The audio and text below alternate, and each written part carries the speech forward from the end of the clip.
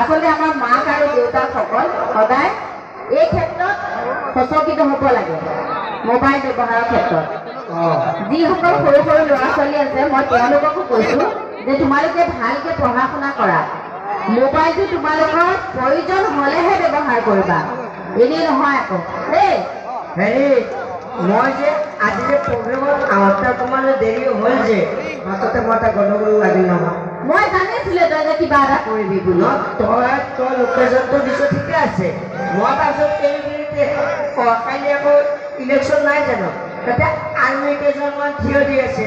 মই ধুনীয়াকৈ সুধি দিলোঁ বোলে মোৰ অকল ইমান স্মাৰ্ট হিচাপত হিন্দীতে ক'লোঁ বোলে অপূৰ্ব বড়কা ঘৰ কা হে, যিটো উত্তৰ দিছে আপোনালোকে শুনিলেও হাঁহি হাঁহি মৰিব। মোক কৈছে যে চিধা চিধি যাতা হে, কাইতে কুটি কৰতা হে, ভি অপূৰ্ব বড়কা ঘৰ পাতা হে। কি ক'ব বাৰু? তাৰপিছত আপোনালোকে এটা গীত মনত আছেনে, এই যে ৰামচন্দ্ৰ আহিছে বুলি হা, সেই গীতটো আকৌ আজিকালি আকৌ বিয়াবিলাকত বেলেগকৈ গাই নহয়। হ'ব সকলো হাত চাপৰি তালে তালে বজাব দে।